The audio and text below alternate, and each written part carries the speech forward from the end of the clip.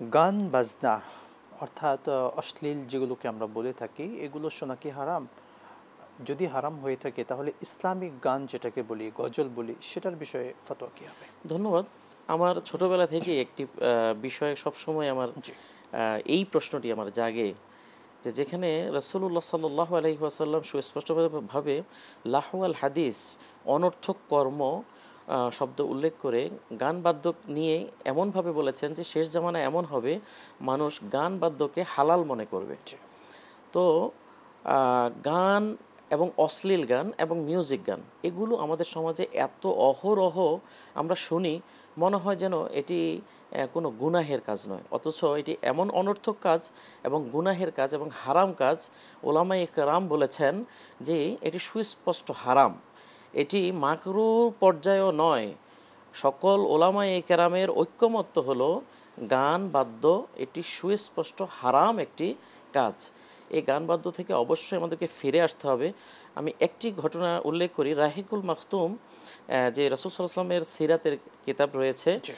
এই গ্রন্থটি পড়লে সেখানে একটি অংশ উঠে আসে। রাসূলুল্লাহ সাল্লাল্লাহু আলাইহি সাল্লাম একবার তিনি ইচ্ছা পোষণ করলেন, তখন তিনি নবী হননি, ছোট বালক মানুষ, মেষ চড়াতেন তেনার বন্ধুর সাথে। তো সেখানে হঠাৎ চিন্তা হলো যে আমি একটু গান শুনবো। সেখানে জাহেলিয়াতের সময় গান বাদ্য হতো বিয়ে বাড়িতে। রাসূল সাল্লাল্লাহু আলাইহি ওয়াসাল্লাম সেখানে ওই বিয়ে বাড়িতে গিয়ে উপস্থিত হলেন। আল্লাহ রাব্বুল আলামিন ওই গান বাদ্য শুরু হওয়ার আগেই রাসূল সাল্লাল্লাহু আলাইহি ওয়াসাল্লামকে ঘুম পাড়িয়ে দিলেন।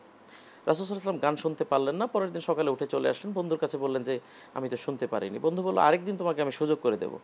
তো রাসূল সাল্লাল্লাহু আলাইহি ওয়াসাল্লাম আরও একদিন সেখানে গেলেন, আল্লাহ রাব্বুল আলামিন তাও রাসূল সাল্লাল্লাহু আলাইহি ওয়াসাল্লামকে ঘুম পাড়িয়ে দিলেন। আল্লাহু আকবার। এই ঘটনাটি আমরা যদি পর্যালোচনা করি এবং পরবর্তী হাদিসটি যদি আমরা দেখি, রাসূল সাল্লাল্লাহু আলাইহি ওয়াসাল্লাম বলেছেন শেষ জামানায় গান বাদ্যকে মানুষ একেবারেই সহজ করে ফেলবে এবং এটিকে জায়েজ মনে করবে, এটিকে গুনাহের কাজ এটি তারা মনেই করবে না। আসলে মনে হয় যেন সেই সময়টা আমাদের কাছে চলে এসেছে।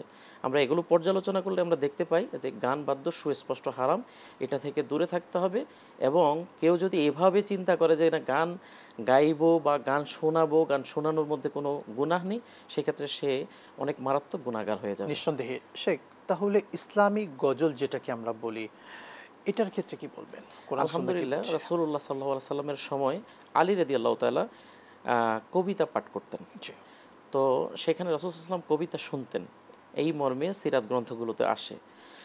যেই শব্দ চয়নের মাঝে, যেই বাক্যের মাঝে আল্লাহ রাব্বুল আলামিনের প্রশংসা থাকে, রাসূল সাল্লাল্লাহু আলাইহি সাল্লামের প্রশংসা থাকে, সামাজিক উন্নয়নমূলক কথা থাকে, যেখানে বাদ্যযন্ত্র ব্যবহার করা হয় না, নারী কণ্ঠ থাকে না, এই জাতীয় ইসলামিক সঙ্গীতগুলো শোনা এবং গাওয়া উভয়ই জায়েজ আছে এবং এটি ফজিলতের কাজ, এটি দাওয়াতি তাবলীগের একটি অংশ।